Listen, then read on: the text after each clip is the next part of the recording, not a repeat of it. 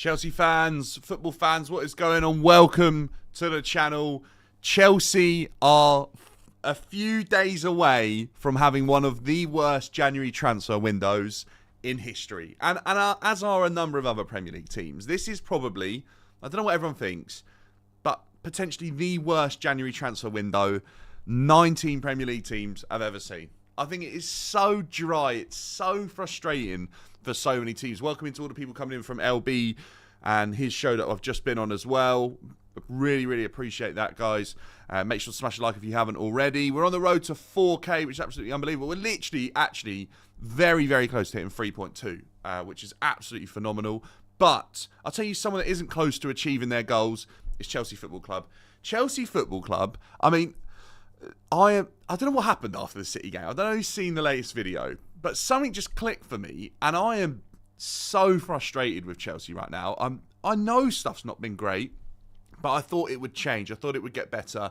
I gave myself an opportunity and the club an opportunity to prove to me and others that they were going to do things in the right way. And I'll tell you what, I'm not seeing it. I'm not seeing Chelsea act in the right way. I just think it has been a diabolical approach to spending £1.6 billion, to running a football club, to taking over a football club and wanting something from it or out of it. I think it's been absolutely woeful. Chelsea are briefing the media today saying potentially we maybe could be in for an attacker or midfielder, but we won't sign a goalkeeper or defender. I could ask anyone. I could message anyone now on my phone who doesn't watch football or hears very minimal stuff about football and say, what's Chelsea's biggest issue this season? 90% of them would say it's Sanchez in goal. I think the issue of Chelsea's goalkeeper has gone global. But the only people that can't see it are our sporting directors, manager, and potentially owners now. No one addressing the Robert Sanchez situation is phenomenal for me. Now, I'm not saying we have to go and sign a goalkeeper. I genuinely think it's worth a try with the other players that are in the dressing room. Jorgensen, players that have been recalled from their loans. There's a couple of keepers that potentially you give an opportunity to. And I think against West Ham Monday night, Jorgensen's got to be starting for me. Give him a chance. He costs 30 million. All right, Penders is obviously coming in next season potentially as well, and that's another person that could be worth spending the money on, or not spending money on, but you spent the money on. Give him an opportunity, right? But there are so many other issues at Chelsea. We are now, I think, 1 win in 6, 7 in the Premier League. And we cannot score goals. And who are we being linked with as striker? Like John Duran, apparently in the summer, was the correct profile. Obviously now, John Duran going to Saudi Arabia. I mean, what is that about, by the way? The rumour is 850 bags of sand a week. Honestly, you can't blame him. I went on Twitter, right? I love to know what people think about this. I went on Twitter last night. And people said, what a waste of a career, John Duran going to Saudi Arabia, blah, blah, blah. This guy come from probably not a very good upbringing. From Colombia, I believe. Nothing in comparison to what he could potentially go and have by going to Saudi Arabia for a few years. How can you begrudge him? How can you say he's ruined his career? He's still a kid. If a player from Colombia came to Europe at 24, you'd say he's got his whole future ahead of him. So let him go and earn the best part of probably, 50 million going out to Saudi Arabia and then come home or come back to Europe, and have your whole career ahead of you with a lot of money in the bank. I will never, ever, ever begrudge a player for doing that, especially at a young age, because I think then they've got the opportunity to come back to Europe and go again. I can't get behind the hate that some people are giving to John Duran. I just can't. Yes, frustrating. I think if the Premier League look at it and go, how are we losing our biggest talents? What's going on here? We need to let our Premier League team spend more money. That would be a good idea. Do I see that happening? Probably not.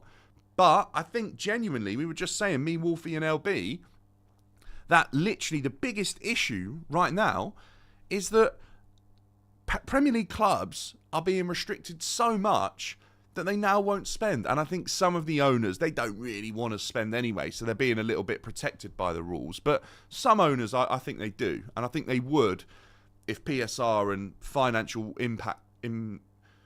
impacts, financial implications weren't in place, right? I think they'd spend more money.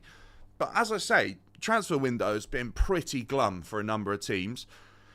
But we need to talk about, look, I don't know if anyone's got their head around it yet, but the sporting director's recruitment has just blown my mind.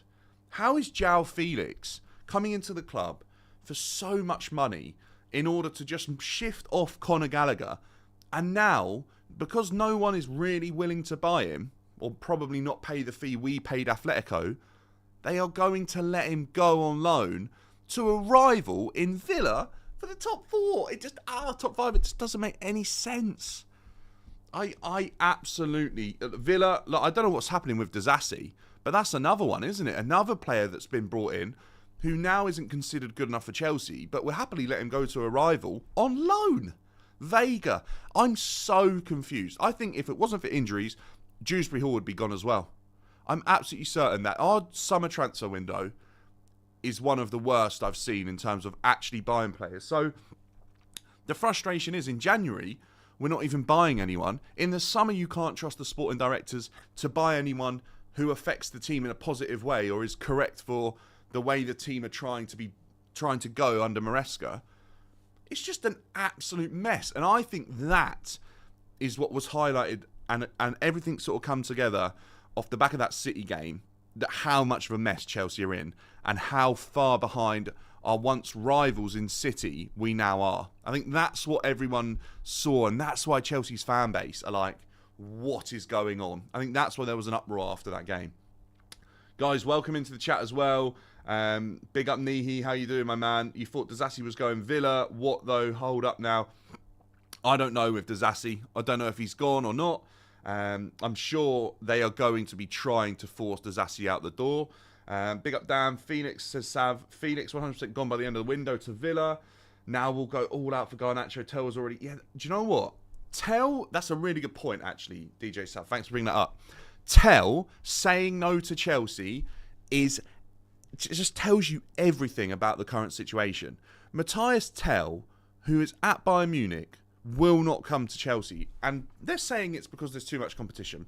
That's not the case, is it? He probably believes that isn't the right place to go as a youngster now.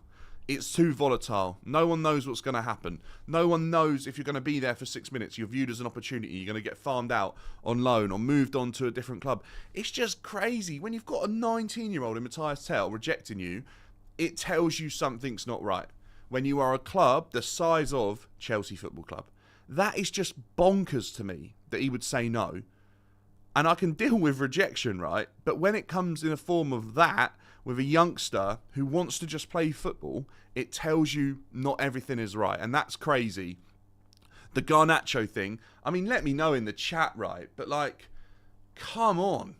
Garnacho. I think Garnacho actually has probably been harshly treated by the media and by the fans. I think there's a good player there. I don't think he's as bad as what everyone makes out. But what I will say is that Garnacho is not what Chelsea need right now. I don't think he's top of the list. I think he's probably a top six. If you had 6 problems for Chelsea, he might scrape into 6th.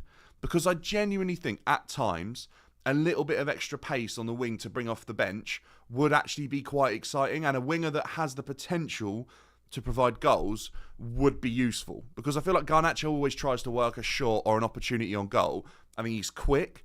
And I think, as much as it pains me to say, I don't think we're necessarily missing Mudryk, but we're missing the profile that Mudryk was. And I can see why they might view that as an opportunity. And if Garnacho blossoms into this fantastic player, you might make a huge amount of profit on him as well. You could sell him for 100 million if he doesn't run his 10-year contract down that he would inevitably get coming to Chelsea. So it's kind of crazy, but honestly, I genuinely think that the way Chelsea's being run right now is so confusing for all of us fans that actually we just kind of have to make our voices heard and suggest that to the owners, whether you have a platform or not. We just say this isn't how Chelsea Football Club should be run, and we don't like it. I genuinely think that's what has to happen from the fan base's point of view. And the owners will learn that actually, by just doing a couple of little things, like bringing in an extra player, like, because remember when we signed Pedro Neto, right? I feel like that shut down a lot of the criticism. Then it obviously reopens again, but for those owners, a £60 million spend is relatively low to keep the fans happy.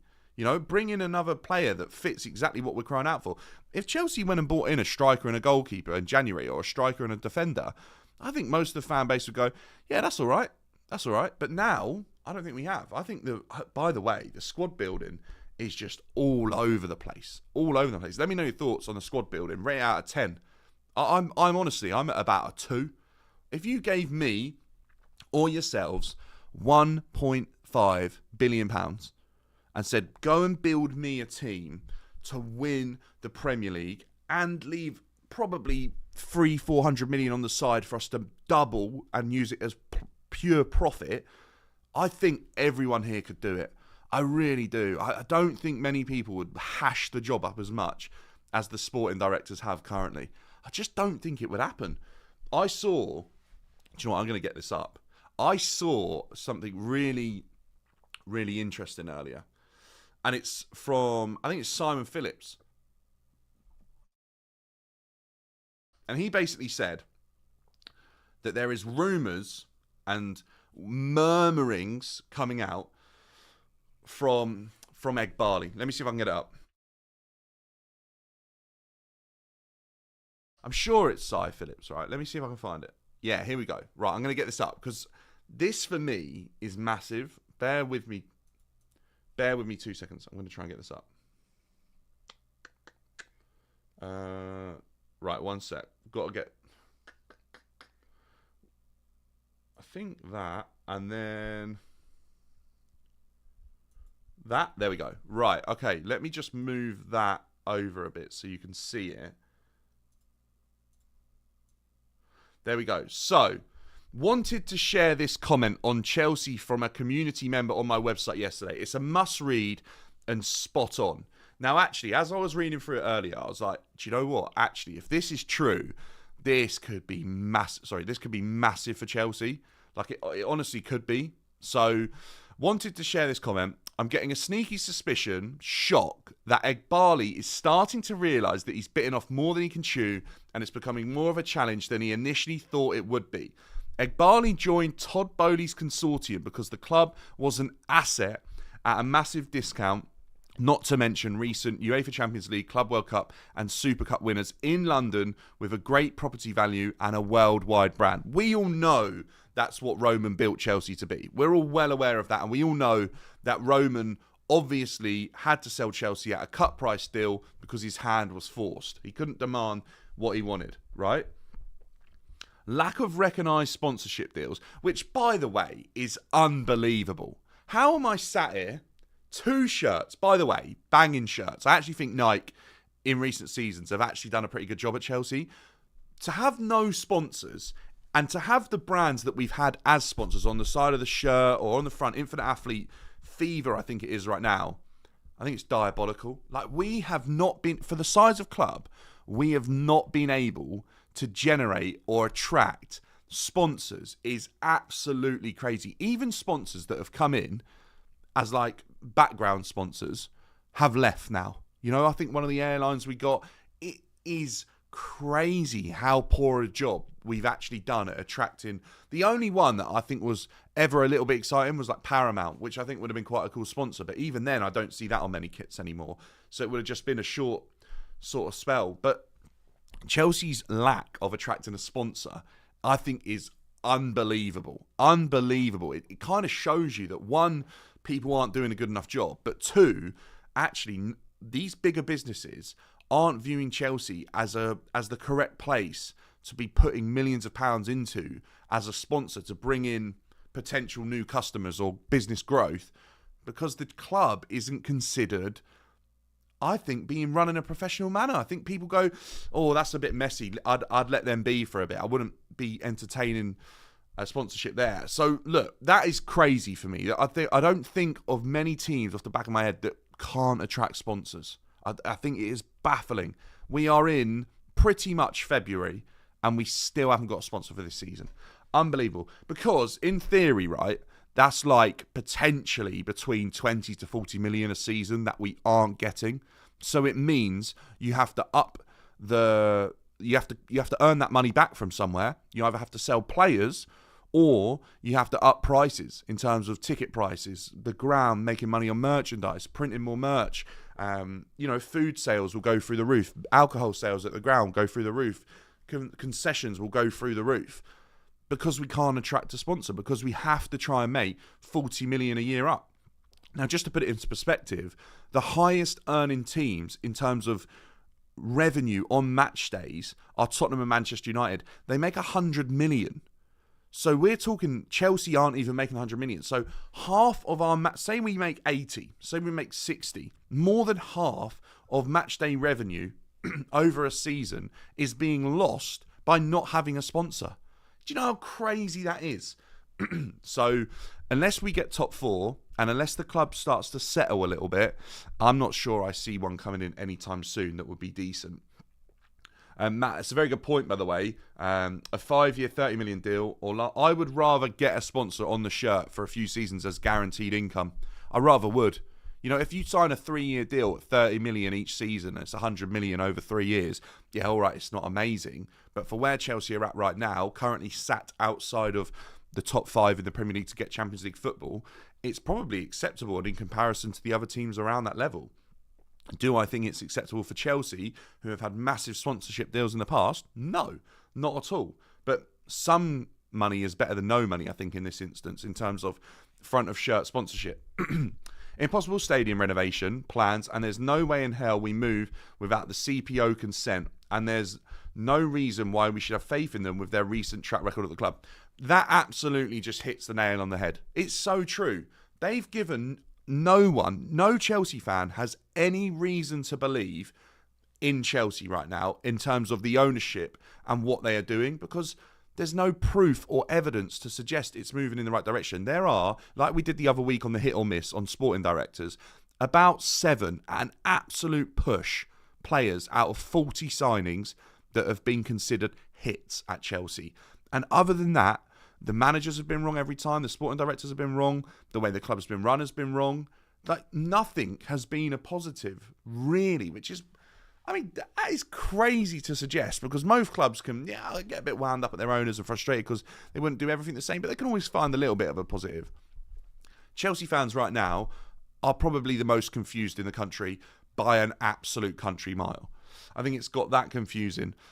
Probably thought he could this is about Eghbali, by the way, so when they refer to he, it's about Eghbali obviously getting sort of cold feet. This is probably thought he could compensate for the lack of UCL money with pure profit sales like Hall, Mount, Gallagher, etc. But that has just alienated the fan base even further. Very true.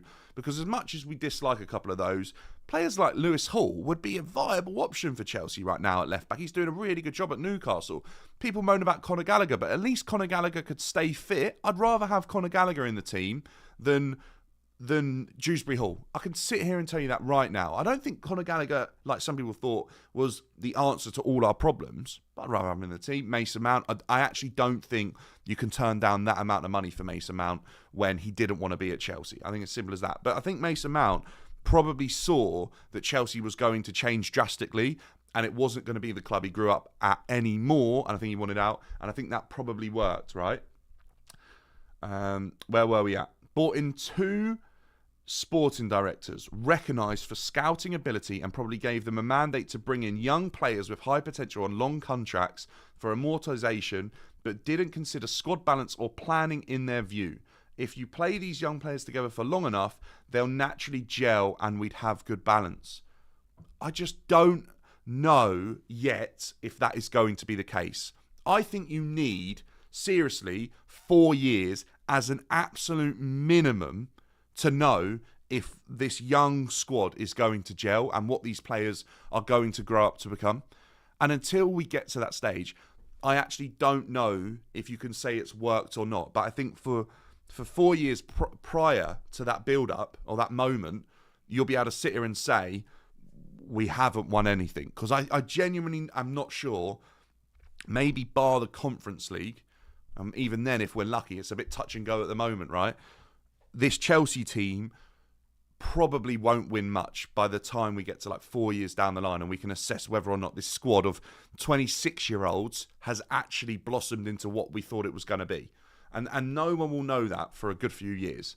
So we don't know if that's going to work. But for the first 4 years, I think it would be considered failure from the sporting directors for building a squad that wasn't capable of competing at a good enough level for 4 years. Because I think you could have blended it a bit better and had some players sort of fading out over 4 years as the youngsters were coming into prominence, and you get like a good blend of the youngsters coming through, like we did when we won the Champions League, right? We saw Lampard get the transfer ban and we sort of lost like Hazard and a few others, but then like Reece and Mason, they kind of come through, Tammy, obviously, players like that, and we kind of really sort of hit the perfect sweet spot that we were able to come off the back of winning stuff not that long ago, and by 21, off the back of a transfer ban, we'd won the Champions League. And when did we win the Europa League? Probably 19, I think it was. So from 19 to 21, we went from winning the Europa League, a transfer ban, a rebuild, and then win the Champions League. Like, that's how you do it. You do not just go, bang, get rid of everyone, go again, don't win anything for ages at a club the size of Chelsea. You just don't do it that way. And I think that's what they're learning, right? Let's see what you guys are saying. Yeah, sadly, I had no faith in them at all, says Joel. Egbali is out of his depth. Yeah, it's getting concerning, right? And this is what this whole article is about, is potentially he's bitten off more than he can chew, right? If it was just one season, that's one thing, but I don't understand how we can't do a lower deal with clauses for UCL qualification. Yeah, look, I kind of agree. That's a really good suggestion there, Gav, that if you, like we have kind of done with players' contracts, incentivize the sponsor and say, look, if we do get Champions League, where there'll be like £100 million more eyes on us, and we go and play in the Club World Cup, then actually give us a little bit more. But we're going to this Club World Cup where they're obviously selling it that there's going to be so many eyes on the competition, but we actually don't know yet who's going to watch that. And the fact that it's on DAZN says to me that there won't be as many. If they could have got BBC or ITV to cover that, the amount of eyes on that competition would have gone crazy, I think. But because that's not happening, I don't think it's going to take off as much as they believe it will. I think the broadcaster is probably not who they wanted, even though it's free to air. So let's just have a look at what else we've got here, right? This is all sort of talking about the gelling and the balance, and we just can't assess that yet, right? Guys, there's loads of you in here, by the way. If you haven't already, I know I don't like to always beg, but smash the likes. It does help me, a small creator, out absolutely massively. We're on the road to 3.2k. We may even hit it today, which would be unreal. 4k by the end of the season is the goal. We hope to achieve our goal, unlike Chelsea sporting directors. Sporting directors have no clue how to negotiate or plan a squad. I just agree with that point. Unfortunately, I agree with that point. Nothing has proved to me otherwise, because I don't think the squad has been built. There are too many holes after so many windows that have not been filled. There are gaps in this squad that just shouldn't be there by now. You know, if it was their first, second window, I'll let them off. 4 or 5 windows deep and having these holes again? Come on. How can you actually say I can plan a squad? And also, this is another thing that's concerning, right? When we're talking about negotiations and stuff, seriously, when we're talking about negotiations, right? If you think about Chelsea's squad and where it's at and how well we've done under previous ownerships, and even a little bit under this ownership, we've always done a really good job of selling players, because there was also always a little bit of value held around what it meant to play for Chelsea, and that player must be really good to play for Chelsea. Because Chelsea aren't achieving now, and we're lower down the league, and our finishes have been not as good as they once were, the value isn't held in the players anymore. And players like, João Felix, Disasi, Vega, they've not proven themselves enough to be potentially worth something at the end of the day. So now we can't sell these players, and we're having to loan them out. And that's the issue, is that we used to be able to sell those players on Now we have to loan. And I think we're starting to see where the club was ran correctly and we made profit off of sales. Whereas now, because there's no proof in the pudding on what these players' ability actually looks like, we're not going to be able to generate sales because teams will go, we don't know if that player's actually that good. Look at Vega. He's going to go to Juventus and there's not even an obligation to buy. Crazy. Gone are the days of Chelsea making 60 million off the back of Havertz, Mount, good money for Kovacic. You know, I think those days, Lewis Hall 30 million, I think those days are gone. I really, really do. I think we're going to struggle to generate decent money and teams are going to come to Chelsea. You know, even like Ian Maatson, he got a little bit of a chance, but he had to go to Dortmund to generate money, to generate Chelsea an income. And even now at Villa, that looks like that could have been a PSR move. So we just don't know, right? Bobby! Good to see you, my man. How you doing, Bob? Bob, do you know what I did today as well, yeah? Because Bobby nags me, chat. If you don't know this, Bobby always nags me and says, can you please schedule a live? I scheduled today, and Bobby's here. I love that, Bob. Good to see you, my man. How are you viewing this Chelsea situation right now? Matt as well putting in some really good info in the chat, I have to say. Guys, keep up the comments because I love reading this. We paid 72 for Havertz, did we? But then on the book value, who knows? On the book value, right? I think we were in profit on that one. But anyway, look, I'm not one. I want to get this so clear, by the way, because I think so many fans do this now. Yeah, so many fans sit there on Twitter. This is what they do. They go, "Oh yeah, we're in." Oh no. Did I lose it? Did I lose the live? You know what the fans do, right, though? This is no lie. They sit there and they go, we're in profit. It doesn't matter. We're in profit. It doesn't matter. Blah, blah, blah, blah, blah. And I hate that view because I'd rather success on the pitch than Chelsea be in profit. And that's what baffles me, is that some people find it acceptable that the club can be in profit on transfers when that money is never going, unless it helps us on the pitch directly, it's never going to affect our lives, the money that Chelsea Football Club makes. I promise you that much.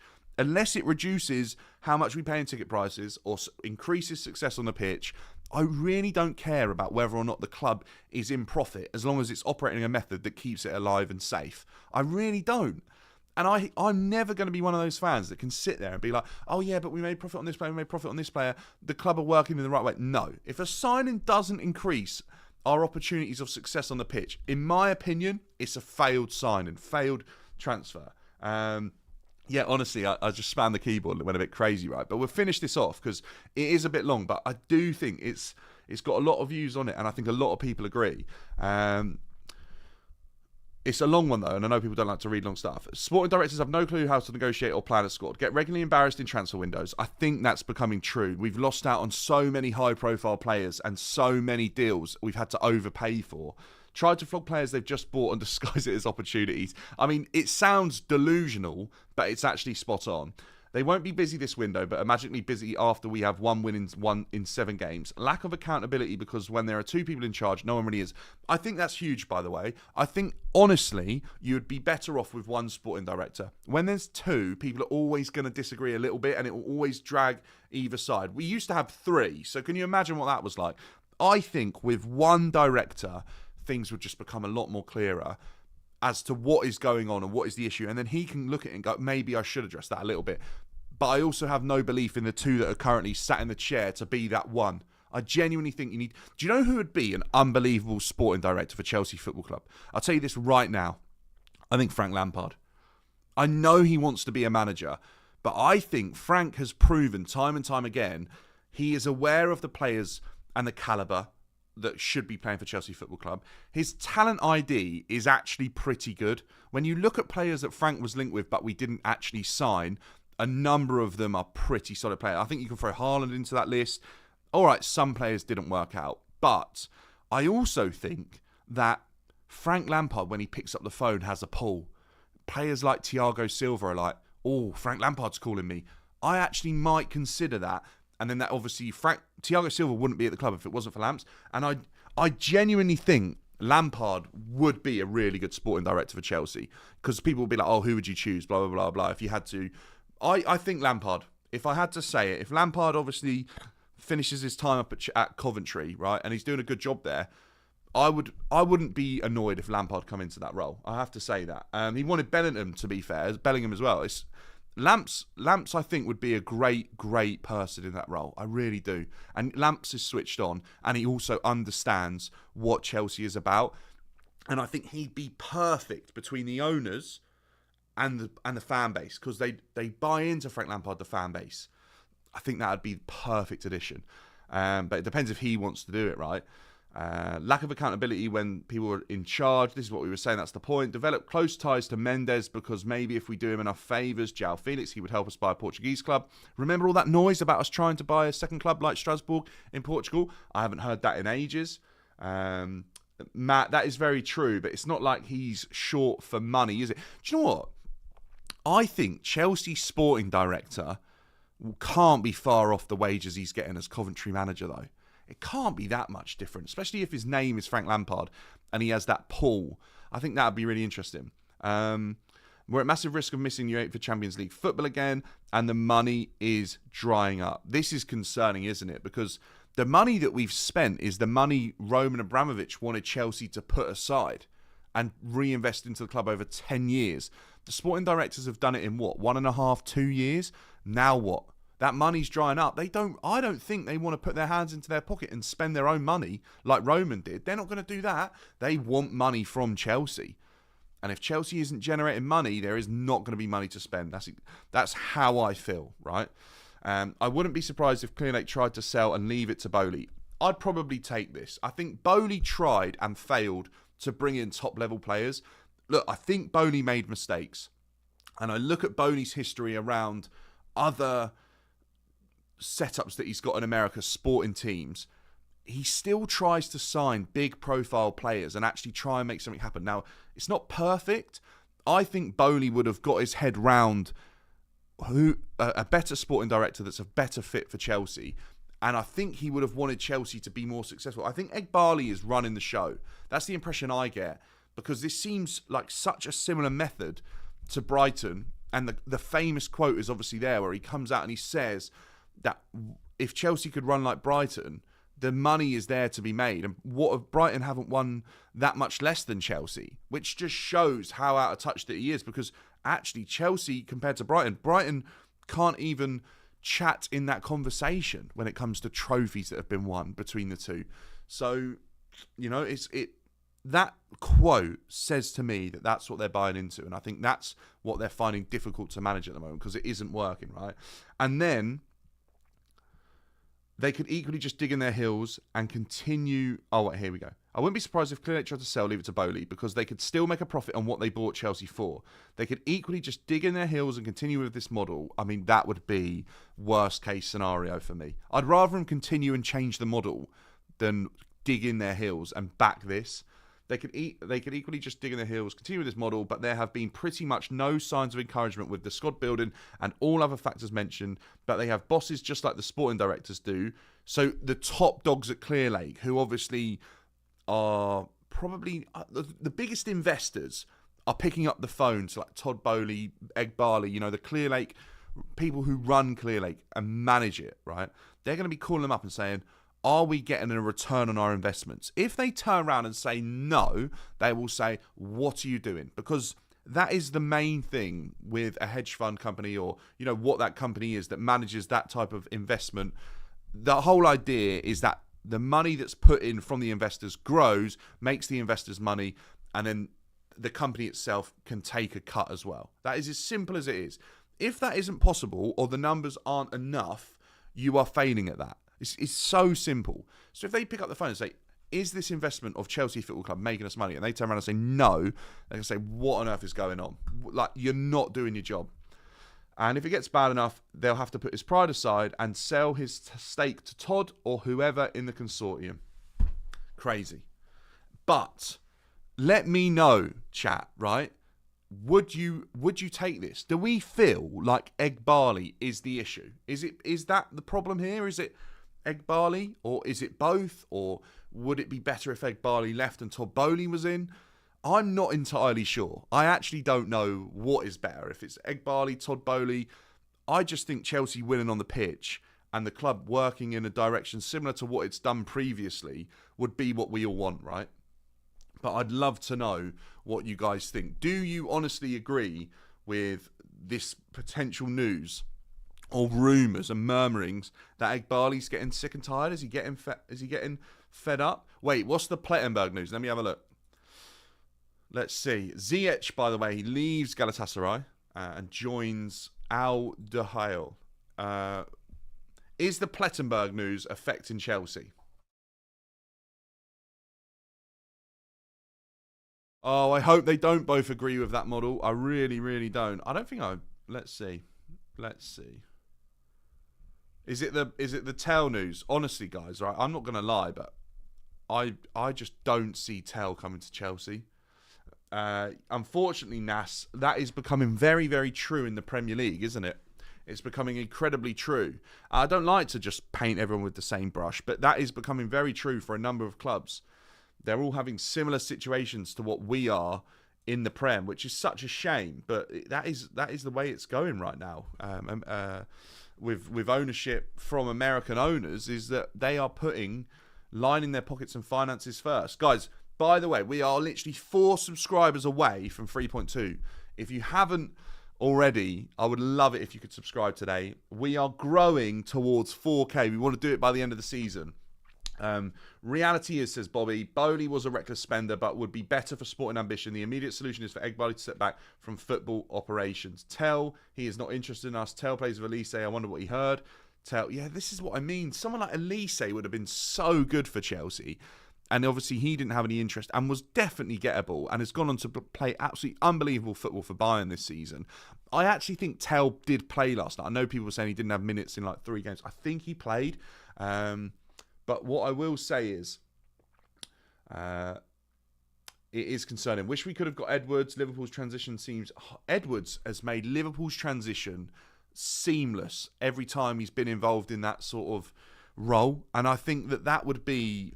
Like, he probably is top dog, isn't it? When it comes to Premier League teams and rebuilding squads and a sporting director that just gets the job done, he probably ticks the majority of boxes, doesn't he?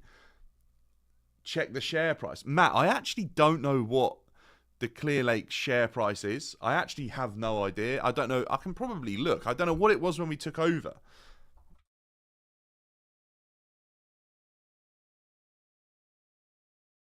So I'm going to get this up, right?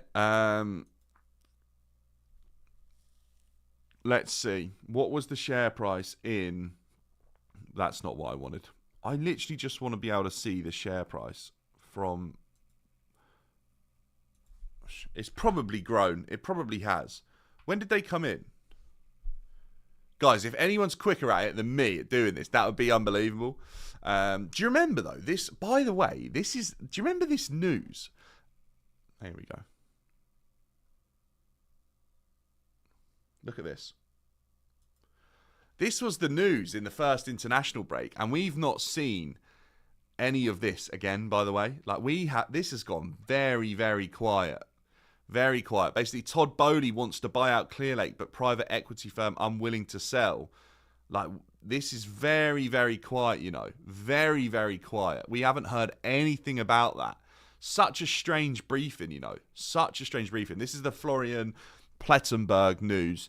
Understand Tottenham. Mate, come on, right? Hear me out on this, but I don't see him playing at Spurs. I just don't see, you know, apparently, this is where I don't believe the PR coming out of Chelsea right now.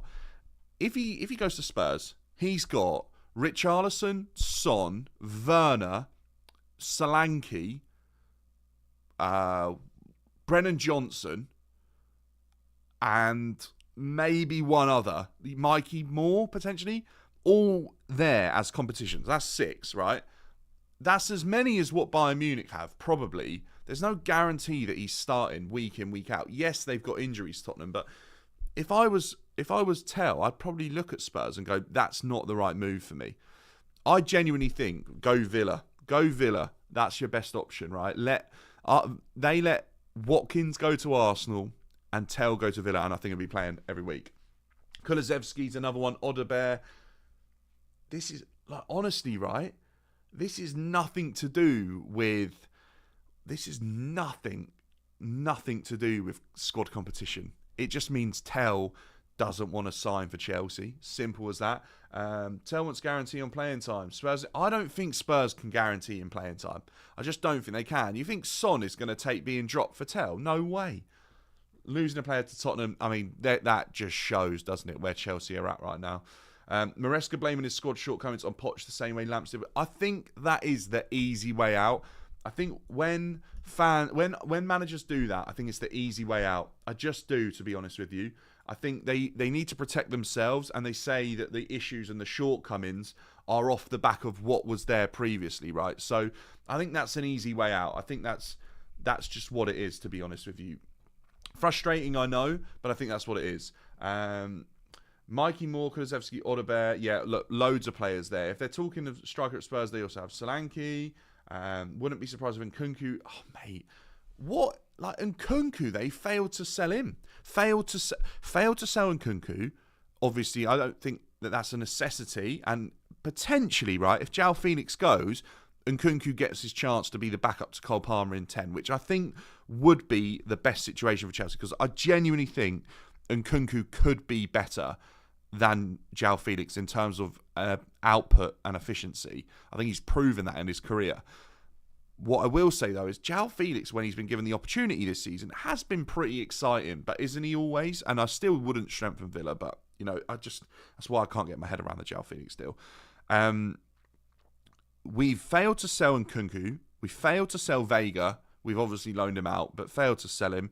Dazassi, gone very quiet. Casadei, 28 days we've been trying to sell Casadei for, and like nothing has happened there.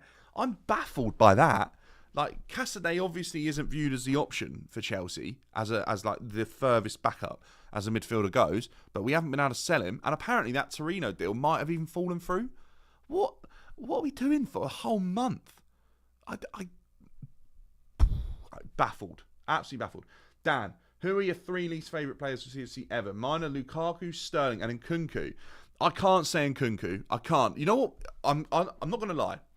Nkunku's attitude to being played out of position does stink, and it has made me think, do I trust him to go and perform for Chelsea? Does he want to be here?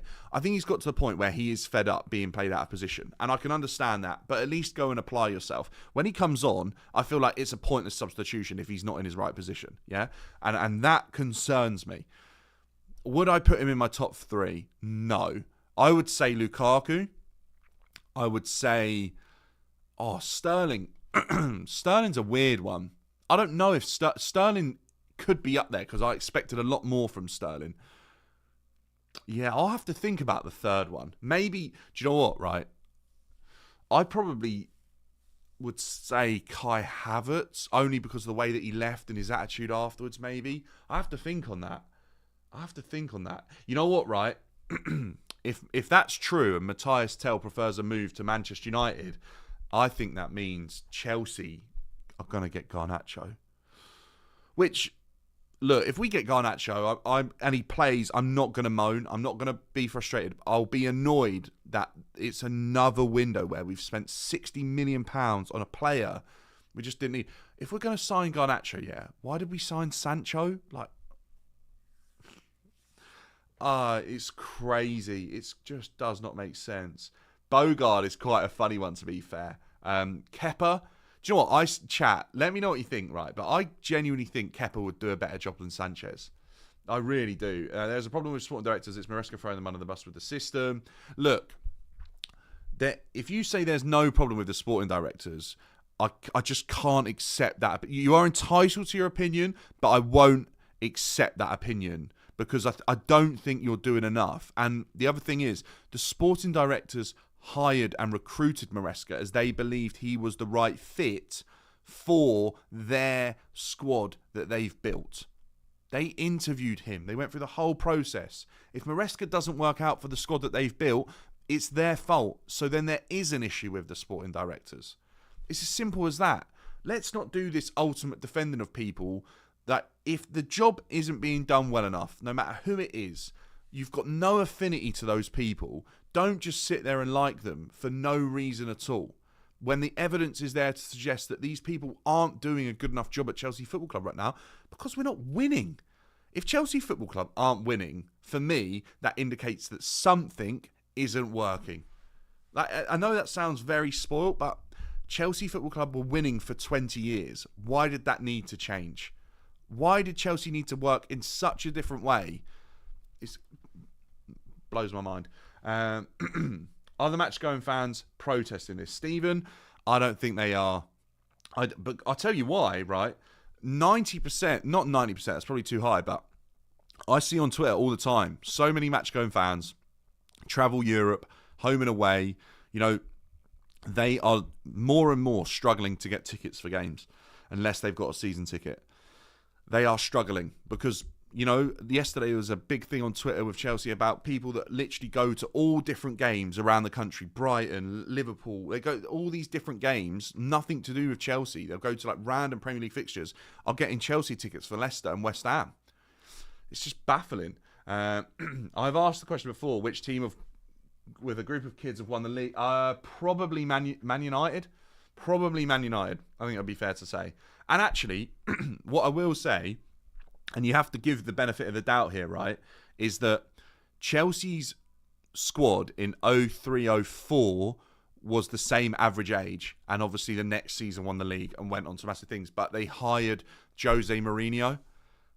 Without Mourinho, that squad probably doesn't go on to become what it became for the next 10, 15 years.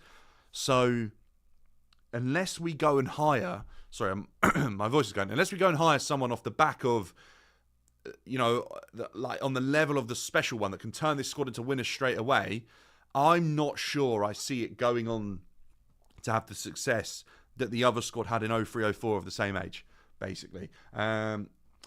Chelsea boy, don't bother signing anyone if it's Tell or Garnacho. I probably agree with you on that. 4-window plan, gone out the window, mate. 4-window plan, diabolical. People give the sporting directors more credit for the deals they choose not to land, like Duran. Wait, yeah, exactly right. I was just getting my head around that point. We could have signed Duran, who looks to be a really decent striker. Okay, fans didn't know enough about him. He did look okay. He went on to prove that he looks better than okay, but now it's too late. Put your money where your mouth is when you wanted him, and they should have bought him. Who knows why Duran didn't join then? Maybe Chelsea absolutely messed that one up. Everything wrong with this club starts at the top. I agree. Everything starts at the top and works its way down. That's why, like, Robert Sanchez is the least at fault here when it comes to this whole thing going on. Because it isn't Robert Sanchez's fault that he isn't very good. It's not his fault that even history suggests that in League One, he wasn't doing a good enough job. I think he was either at Rochdale, Peterborough, or something like that. He wasn't doing a good enough job. It translates to the Premier League that he still can't do a very good job. He was the third choice goalkeeper under De Zerbi at Brighton. It's not his fault that he is the one being picked week in, week out by Maresca. It's not Maresca's fault that he was the one hired by the sporting directors. And then if the sporting directors are out of their depth, it's not their fault that they've been given a briefing and they were hired by owners who don't know what they're doing. And then it's not even the owner's fault that they don't know what they're doing. But eventually, you have to start taking accountability and go, it is all a mess. And actually, the people at the very top either need to change or learn very, very quickly. Otherwise, it's going to become... If Chelsea don't get Champions League football, I think it becomes disgustingly toxic at Stamford Bridge. I actually think it will be a horrific place to be for those owners. I think they'll stop coming. I genuinely think that will happen. Duran is going to get his back. Look, I can't knock Duran. I said it at the beginning of the stream. I'll say it again. I can't knock a guy coming from where Duran comes from in his upbringing and his childhood and the country he comes from, turning down 850 grand a week. I can't knock him. I think that is absolutely unbelievable. Dan Knight, how we doing? Forest Green, it's his fault to dilly-dally on the ball, though. Don't get me wrong. I agree with that, right? It's his... But he isn't good enough. He isn't good enough. So that means that at the right level, he'd have the time to dilly-dally on the ball. If you're taking a player that, honestly... I think Sanchez is probably like a League 1, League 2 level keeper. And I'm not being harsh there. I'm being realistic. I haven't seen enough from him. His concentration and the lack of that in moments will never mean he's good enough to play for a top Prem side. It's not his fault. It's not someone's fault that they aren't good enough to make it to the Premier League. It's just that's the cards they've been dealt in life. And ultimately, that isn't Sanchez's fault. He's being picked. No, I never said it's not the owner's fault for buying Sanchez. Never said that. It's not Sanchez's fault that he gets picked every week. It's not. It's on the manager, actually, that keeps picking him. And it's on the sporting directors who hired the manager. And it's on the owners who hired the sporting directors. Never, ever did I say that. Never did I say that, Iron Tech. If we don't get top sporting directors need to go, I'll be blaming the ownership. If we sign Garnacho, there's no direction at all. And I mean it. Yeah, no, I'd agree. I actually think if we sign Garnacho, I'll tell you what it means. It means there is a direction, but unfortunately for us fans, it highlights the fact that the direction of Chelsea Football Club is not performance driven. It is financially driven. That's what it means if we sign Garnacho, because they will view him as an opportunity. How have we ever got to this point where this is happening to our club? That baffles me. Our set-piece coach needs to... Set-piece coach has done, I think, okay defensively from set-pieces. I don't think he's been perfect, but I think he's done okay. I don't think he's been perfect, though. Fabrizio breaking news. Alvaro Morata to Galatasaray. What? It's heating up a little bit, right? Galatasaray in advanced talks to sign Morata from AC Milan. Morata has been everywhere, hasn't he, guys? Oh my gosh. Dan Knight says, I don't think we will get top 4 this season. We will have not improved the first team. No midfielder cover. Yeah, have to agree. I think top 4 now, unfortunately, is too far out of reach. I really do. I think we are in a fight for 5th, 6th right now. And you know what? Earlier on in the season, Maresca proved that this squad is good enough to be better than that. He did prove that there are players in this team that are good enough to be above 5th, 6th. The bridge has been quiet, Matt. The bridge has been quiet. And a lot of the bridge being quiet comes down to, I think, one, where the loud fans sit. I think the Shed and the Matthew Harding are... I think if you could put them together, you might just generate more noise as a whole section.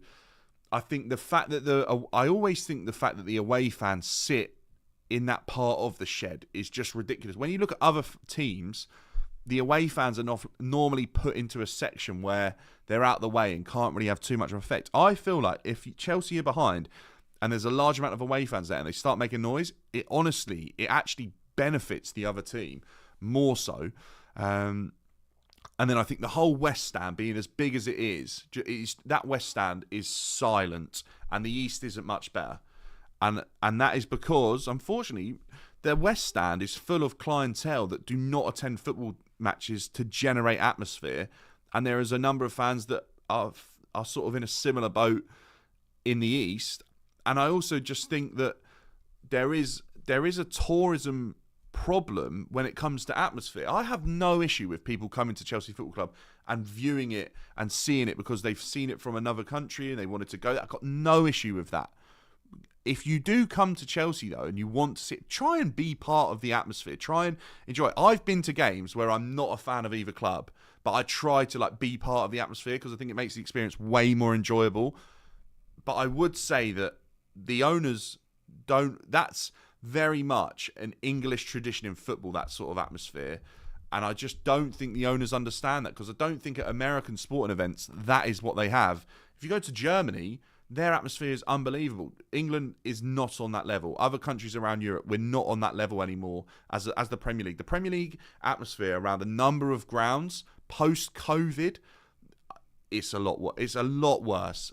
You know what? I went Forest away last season, and Forest survived, and I have to praise them. That's the best atmosphere I've seen in the Prem in ages. I mean, years. I think that is a loud place to be. I remember, we're in this little section down below, and the noise was just ringing behind us. It was so loud because they went in the lead, didn't they? And we had to fight back to win it. When they went in the lead, that noise was ringing. It was really loud. Great atmosphere there, to be fair. Fifth. I think 5th spot right now will be Champions League. in the Prem. I do. I don't see Premier League teams. Maybe City go out because they're going to have a really tough knockout fixture. Europa League, I would feel like United. Is it Spurs? United and Spurs? Like, they're probably going to go a few more rounds in. And then I would probably say, like, Chelsea probably get to the semis or final of the Conference League. Even if we don't win it, we're still going to be very deep into that competition, you would hope. I think, although watch out, Anthony's gone to Real Betis, so just watch this space. What are your thoughts on Chelsea YouTubers supporting our ownership? Look, Steve, everyone is entitled to their opinion. If people want to back the ownership and people support the ownership and they can find evidence to do so, then that is fair enough to them. What I would say is, come and present it to me and we'll have a debate, and I'll be happily have that conversation. I don't hate or get like wound up by someone supporting the ownership. If they can find good reason to do so, I'd actually love them to come and tell me what those reasons are, because I'm struggling to find them right now. I've got no issue if people want to support the ownership, by the way. I do have an issue if I believe that my expectations and standards for Chelsea Football Club, which I think align with other fans, aren't being met, then I have an issue. But the biggest baffling thing for me is the way Chelsea Football Club is being ran, when the blueprint was so clearly there for Chelsea's success and way of running a football club to continuously have opportunities to win more silverware, was ripped up and put in the bin. And then more money has been spent than ever before at Chelsea Football Club, and we couldn't be further away than what we were. That is the thing I'll just never understand. Until that works out, I'll be baffled by it. I will be. And look, I'll never, ever hate someone for their opinions, because everyone is entitled to their own opinions. Simple as that. Especially with football as well, by the way. Football, everyone, you could disagree on players, level of what you need for a squad, level of ability, who was better, who had the better career. There's so many varying different opinions in football that I'm really not fussed as to what people's opinions are. I just do hope that if people have those opinions, they've based them on suitable evidence to have got to that opinion, right? And then I'll have the discussion with people if I don't agree, or why do they think that this is the situation. You know, I don't know about our owners though right now. We could be poor in Europa League, but City, Liverpool and Arsenal will go deep. Yeah, hopefully that's the case, Matt, right? Is that as a whole, English football does enough. Will Chelsea do enough to get fifth? Like, our run-in, obviously West Ham Monday night, never an easy game. But our run-in at the end of the season, that's difficult. Is the way Maresca is giving statements in the press conferences now exposing him as a yes man? I think Maresca's trying to protect his job, if I'm being completely honest with you. I think he's trying to protect his job, which I think is what he's struggling. I think his methodology is proving to have issues in the Premier League that he needs to adapt and learn and do something a little bit different. And he's struggling. And I think he's just trying to protect his job. You know, he's trying to protect his players at the same time. I think an inexperienced manager, though, is going to learn that can come back to bite you. I mean, gosh, if we don't make it to top four, part of me would think they might turn on him and sack him, because they did the same with Poch. So I really don't know, and I can't predict it. I feel like Chelsea are so much more volatile than they ever were, and we were a volatile club when it came to managers and ingoings and outgoings. But we all knew that the consistency was there, that we were going to try and win more. Now I don't know where the line is for if Chelsea are going to try and win more or not. I swear I don't know where the line is. I can't see it. I don't know where the line is. Our running is concerning, Blue Net, I agree. Why protect your job when you can take... Well, that's the thing, right, is that he has to get to a level where they sack him, because ultimately he has to try. He has to try, otherwise they probably stand in a position that they could say he's not trying and he isn't doing his job, so we actually don't owe him the money. He has to try, and he has to prove that he wants to do it, and then I think he'd be in a position where... honestly, the B sample. But guys, does anyone know anything about that? I've tried looking for news on that, And the more that we're linked with Garnacho, the more I think that B sample's come back, and they are keeping that like under wraps. Serious question though, right? I have to say this because Charlie's absolutely tickled. Like, look at this, right? Let me bring this up. Oh, Charlie said it must feel great signing a striker in response to Morata going to Galatasaray. Serious question. Would you take Morata right now at Chelsea? Would you take him? Come on, let me know, people. Let me know. Tommy, I think you're probably right, is that the relationship fell apart. It wasn't due to footballing reasons. Although they had such a big dossier on why they felt that Pochettino wasn't the right guy for the job, that actually there was probably footballing reasons included in that. The thing that always baffled me with the Pochettino sacking was that they had this huge dossier, but at the beginning of the season, they were like absolutely certain Pochettino was the right man going forwards. It was like they had a free hit on such a big mistake. That baffled me. Have they come under any criticism? Do you know what? Oh, that is a very, very interesting. Right, okay. Have Galatasaray sold anyone? Have they sold any attackers? Does this mean Osimhen? Oh my gosh! Imagine. Is that what this means? Does this mean Osimhen's going somewhere? Is this massive news? Have we sussed it out? If Morata goes there, will he compete with Osimhen, or will he? How many loans can they have? Well, actually, Galatasaray had a few loans. Do you know what? They've just lost Ziyech, so maybe he comes in as attacker loan there. I'm not. You know what? Maybe.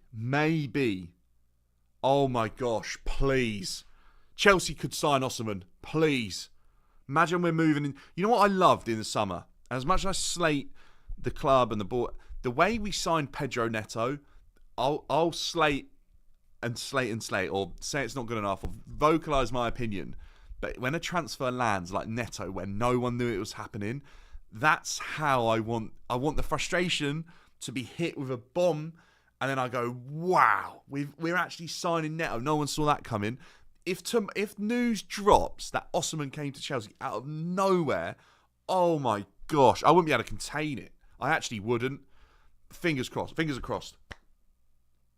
No, honestly, I haven't yet. That right, Matt. But if that news dropped that Chelsea were signing Osimhen out of the blue, come on. Is anyone else on the same wavelength as me, right? Is Osimhen leaving Galatasaray? I haven't heard anything, but is he? I'm not in the know, but come on. Is anyone putting 2 and 2 together and getting 4 here? They want Dalat. Didn't we go for Osimhen in the summer, though? We all hope that they won't pay the wages. Maybe he'll take the wage drop now. Because it would be better to earn less wages playing for Chelsea in the Premier League, potentially trying to get European football, which he would definitely help the cause, than playing for Galatasaray and your profile around European football just declining. It actually might. Skriniar joins Fenerbahce on loan. Deal confirmed, by the way. Did anyone see the amount of money that Leipzig have paid PSG to allow this to happen? 81 million they've paid for Xavi Simons. By the way, and apparently Xavi Simons might leave in the summer, but Xavi Simons, 81 million, that is huge money. Proper exciting player though. Really, really like Xavi Simons. Smoke screens. Oh, please. Imagine all this Garnacho is just smoke screens and mirrors, and we go and sign Osimhen in the cover of darkness. No one saw it coming. I'll sit there and I'll say, I'm so sorry, Whit Stanley and Stewart. I'm so sorry. But then I would probably say, like, you're going to sort out that goalkeeper and centre-back situation and the lack of midfield option. Osimhen would sweeten the issues, though, massively. And I think that's what these owners need to understand, is that give us something. You know, it doesn't have to be great, but just something. Not Garnacho, though. Something where there's an issue, right? If there's a striker issue, just sweeten the deal a little bit. Go and get us something. You know what I always liken it to, right? And it wasn't perfect, but do you remember, like, we really wanted Dzeko, I think it was, and one other striker under Conte, and they couldn't get it done, but they did give us Giroud, and everyone at the time was like, oh, Giroud, like, is that good enough? Like, then he went on to be a bit of a club legend. Like, if Olivier comes back to the Bridge, I'll always stand up and clap him because of what he went on to do for the club. And if that happens, I can live with that. You know, sometimes I'd rather that than nothing. I would, because it shows, you know what, they did try. They couldn't get that deal, and it was upsetting, but they did do something.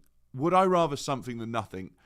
Most of the time, yeah, I would, because I think it shows intent. If you bring in, you know, like if we went and got Ollie Watkins, it wouldn't be perfect, but I'd go, do you know what? For the next 2-3 seasons, Ollie Watkins is probably a decent striker to have at the club. That would push me more into believing they wanted to win. You know, I'm not. Osimhen does miss chances, mate, but how many does Jackson miss? Imagine he's going Arsenal. Oh no, is that what you're saying, Agent? Oh, Agent Mikel. I thought you meant Agent Mikel Arteta, but you mean Agent. All right, fair enough. Guys, I'll tell you what, right? We need people to see this so that the Osimhen news starts travelling, yeah? Smash the likes if you haven't already, and in the hope that we get this Osimhen movement going into the final days of the transfer window. Morata going to Galatasaray has to mean something. It has to mean something. Who have they got up front? Abraham at Milan, this is. Abraham, Okafor staying there now. Guys, is this happening? Please. I'm with you, Dan. Get Osimhen, recall Santos. My belief is the season goes up a lot. I would take Santos back. I understand they want to give him opportunity, but like, come on. Like, Santos could come and play for Chelsea. 0% chance, 99% hope. Vastor, I agree. The club aren't even putting out this PR. This is me trying to read behind the lines, read between the lines, but I could be massively offside here. Massively offside. But why would Morata be going to Turkey, to Galatasaray, if Osimhen is already there on loan? Come on. Thought about it, but doubting it, especially with apparently just missing the deadline in the summer, then nothing mentioned so far this month. I agree, Gav. I feel like Osimhen is a big enough player that you can't keep it under wraps. I just feel like that's the case. We're ending up with kids. Yeah, Steve, right? This is what baffles me. I said it in my video the other day, is I genuinely feel like Chelsea's being ran a little bit like a youth club at the moment, and we are signing players young enough to be in our youth team on far too much of a regular basis, and that it just isn't something that appeals to me. I get it might not be possible to get a goalkeeper and defender in this window, but no reason to not get a striker. Neves, I have to agree, right? Maybe you can't get a goalkeeper, but I do think you then give one of the goalkeepers you've bought in a try in terms of like Jorgensen. You give him a fair crack of the whip, or you recall Petrovic or Kepa, you know, something like that. And then centre-back wise, I do think we're a little bit short, but I think if they're going to buy a centre-back, they want to get that profile right. Don't go and buy Garnacho and not buy Garnacho if you've plugged the other 4 holes in the squad. Don't buy Garnacho and leave the 4 holes there, because it doesn't solve anything. I am getting my hopes up, because there is no belief. Do you know what though, right? And I'll say this over and over again. There is nothing more fantastic as a football fan than like getting your hopes up and believing and enjoying it, because it is fun.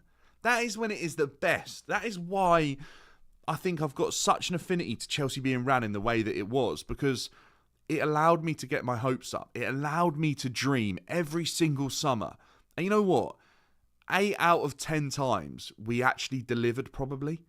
And it just it lets you dream. And the little kid inside of you, like, actually gets that. Like, it's just such a great feeling. This current ownership, my dreams and our dreams as a fan base, just, you know, paper toss. They're just screwing up a bit of paper, throwing it in the bin. Like, that's what it feels like. Hopes and dreams dashed out the window for a £10 pint and a £15 hot dog. That is literally what it feels like.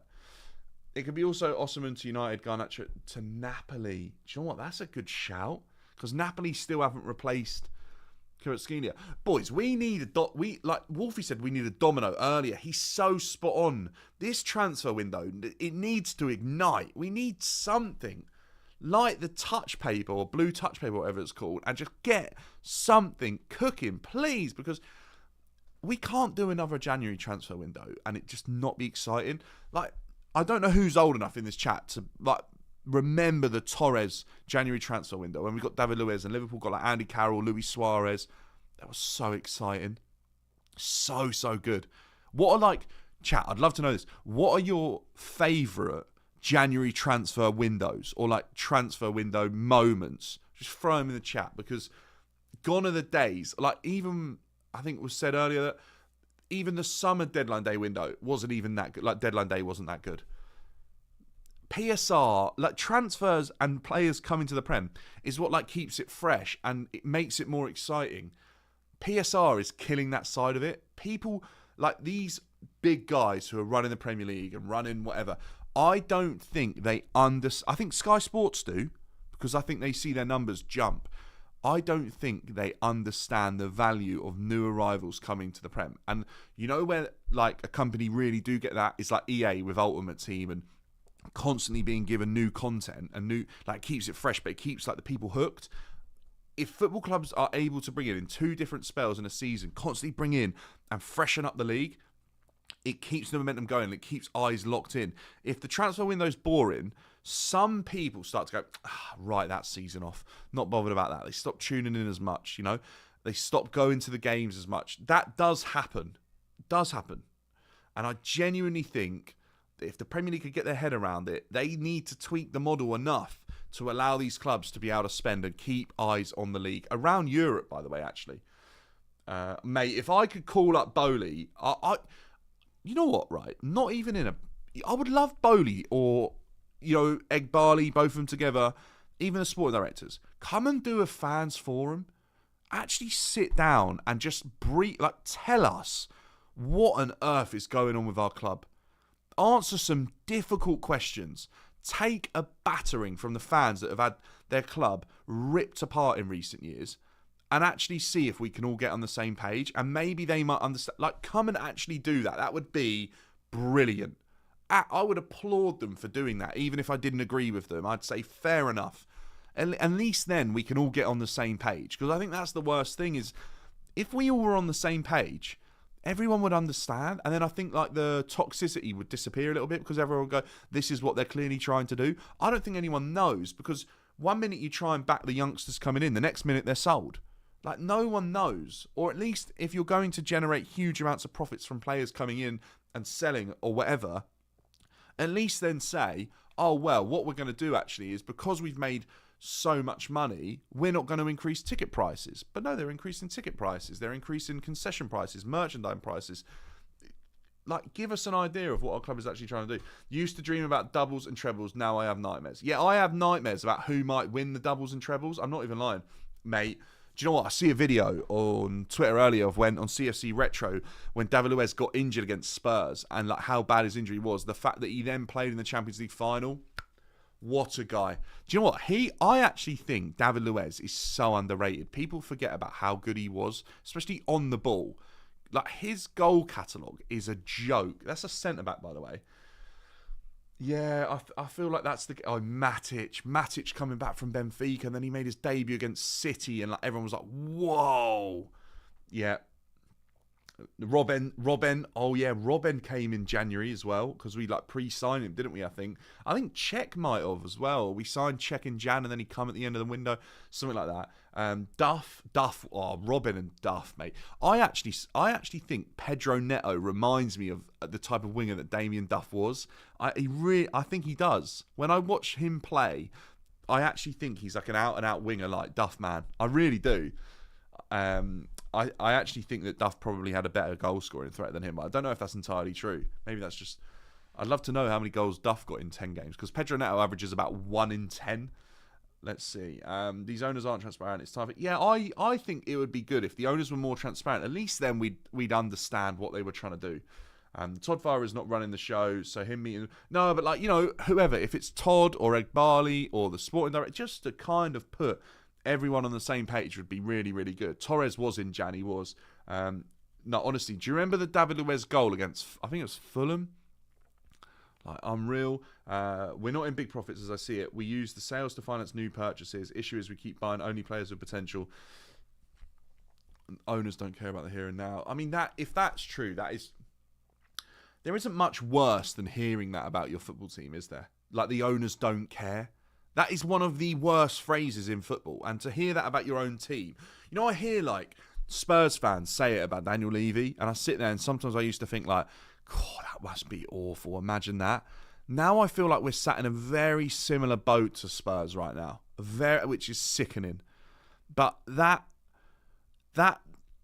statement of the owners don't care is something I never really connected with. But now I sympathise with anyone if they've got owners that don't care. Honestly, right? I'd rather be part of something like Wrexham than having owners that don't care. Do you know what I mean? Because at least their owners are trying to, like, move the club in the right direction. It's just baffling. Why would you buy a club? Why would you even buy a business if you don't care? Because I feel like if you just sprinkle that little bit of TLC on it and you do care and you nurture it and you grow it into something amazing, you're benefiting more financially because more people want to. If Chelsea aren't winning, and it isn't exciting, and it's a club that people are moaning about and frustrated at, the tourism side of it dies too. People aren't going to want to come. I don't think people understand that yet. Like, it will start to become less attractive to the people that these owners want at the club. Like, it will. We won't, as fans who have grown up as Chelsea fans for our whole lives, because that's what we've made that commitment. We made that choice. But for people that don't actually come to Chelsea as a Chelsea fan, it will become less attractive. Dan, have you watched James Alcott's breakdown of a concert? Yeah, I have, mate. Matt, honestly, right, I mentioned this I think I was on Judge Mo's show. Genuinely think James Alcott has hit the nail on the head. I don't know where it is, but I recorded a video, but I didn't get it out and upload it, and then I just thought that it was kind of probably too far gone, reacting to that video. And now I'm thinking I should have put it up. But I genuinely think James Alcott, like, got the nail on the head perfectly. I think he got it spot on. And I think that is what is happening. You buy all these players, and obviously, like, the book value will always keep us in profit. If they come in for the same age, it can be sold on for the same age. And then eventually, I think that leads to either they can withdraw money out of the profits that are left over, or we will have enough money left to potentially go and make a more marquee signing. I think James absolutely has solved the issue, or he's hit the nail on the head with how and why Chelsea are acting in this way. But then the worst thing about that is that it just feels, it just doesn't feel right. I don't want my club to act like that. Maybe do that on the side, but at least give us a squad of like 14, 15 players that are seriously capable, not 6. Because I think we got 6 players that are probably all right. They bought the wrong club, I have to agree. They care about the money like Arsenal and Brighton. Shocking, man. They should have invested in QPR, honestly. They actually should have. Bowley wanted to win things, he just didn't know how much it got overtaken. I don't know. Do you think that happened? Do you think Bowley like got overtaken because they were like, it's not working, there's no profit being made here, and then they're like, wow. I don't know. I don't know what happened at Chelsea in that sense. I really don't. But it does feel like there's been a shift in direction since Bowley was sporting director, and now Egbali is like making comments, even though Bowley is still technically the chairman. Unless they've just gone very quiet, it does feel like there's been a huge shift, because you can't deny it. That first couple of transfer windows, the first summer and the January, we were spending huge money and trying to sign massive players, and even that summer afterwards. Whereas now I feel like everything is opportunistic. Sterling wasn't opportunistic. Koulibaly wasn't opportunistic. Kukurea potentially, but not really. You know, like those players, Aubameyang, that's not opportunistic. I know they didn't all work out, but that's the right direction. You don't want to move away from that too much. You just need to make sure that you're aligned with who you're recruiting to fit the system, which is like what City have done with Marmoush, that type of signing. That's what we want to see Chelsea doing. Not buying all these kids. That's too far drastically the wrong way. You need a bit of both. I feel like Pedro Neto was the closest we had in the summer. The closest. Like, and Nkunku, obviously, when we signed him. Wait, wasn't Nkunku Roman? I don't know, actually. Was he? Maybe. If the James... No, honestly, right? If the James... No, but Engraver, right? Even if James Alcott's explanation is true, I still think it means we're effed, because we're literally waiting on luck rather than, like, methodology. We're hoping there's a Cole Palmer every 5 signings. One of them is a Cole Palmer. Whereas I think you need a bit of that and a bit of luck, but I also think you need to go and buy your Casados for, like, big money, or, you know, like, Cucurella obviously got bought for big money. It's turned out to be a really viable option for us. You need a bit of both. You do. But you can't... It does require patience, right? I agree. But I think both could work in harmony. A little bit less of the scattergun and a little bit more of here and now players that are good enough to improve Chelsea instantly. That would be the perfect mix. Matthias Tell is a Cole Palmer. I think Matthias Tell could potentially be a real good option, but I don't think Matthias Tell's coming to Chelsea. If he does, I'll actually be surprised. Guys, 2 likes off of 50. If we can hit that before we wrap up, that'd be unbelievable. Let me know in the comments right now the player or the position. We only get one signing, right? Between now and deadline day, one transfer in. Who would it be? Let me know, because I don't think any of us is putting Tell as our absolute priority. Who would it be? I'll tell you mine right now. It's Osimhen. If we could get the Osimhen deal done, that would be unbelievable. Oh my gosh. Osimhen on loan at Galatasaray, with Morata going to Galatasaray, frees up Osimhen to move. Chelsea go speak to Napoli, pay the money that they didn't in the summer, get the deal done. Napoli are flying without Osimhen. There's not as much weight on Osimhen's transfer value now, because they don't need it as much, because they're doing well anyway. They might go and win another Scudetto. They've just sold Kvara. Bang. Get him. Snap. Osimhen at Chelsea. Mikel gets the striker he's been crying out for on his podcast all season. Jackson gets some competition. There's a decent strike force going forwards. We might just score enough goals to get us into the Champions League. And if we get into the Champions League, off the back of, like, winning the Club World Cup next season, Chelsea might actually have enough money to go and fix the holes with world-class players. Can you imagine? Oh, the dream could be reality. I'll wait. I just don't think Clear Lake view it that way, man. Oh, Gyökeres. I'd take Gyökeres. Sesko's an interesting... I watched Sesko the other day. I think he's a decent player. I just don't think he's the answer right now. I can't be doing waiting. Bastoni, for me, is my number one shout as a defender. Number one shout. But why would he come to Chelsea when he's at Inter Milan, fighting for titles, fighting for... I don't know if he go deep in the Champions League, but do a good job there. I just don't view why he would come to Chelsea. It wouldn't make sense unless we were signing players of a similar ilk and selling a switch up on the project. It's like, we're going to buy Osimhen, we're going to buy Bastoni, we're going to buy 2 more, and then the squad is, like, good to go. Because that's what I think it needs. We're going to buy a world-class defender, we're going to buy a world-class striker, we're going to buy Garnacho as another winger, and we're going to buy a goalkeeper or another midfielder. And then I think then other players will get excited and be like, hang on, actually maybe Chelsea doing something. Club World Cup and top 4 sponsorship is over. I know, it's a huge amount of money. Huge amount of money, Vastor. James Alcott basically explained why PSI is flawed. Think of Out Young as high draft picks. No, I agree. That's what he said. I agree. But I think you need to do both. You can have the draft picks like Cole Palmer and potentially get lucky, but that also needs to be met with having, like, your LeBron and Anthony Davies, and, like, you know, if you do the old NBA thing or something, you need a mix of the top quality and the best youngsters. You do need a mix, I think. But look, guys, we've been live for like over an hour. Absolutely smashed it today. We've hit 50 likes.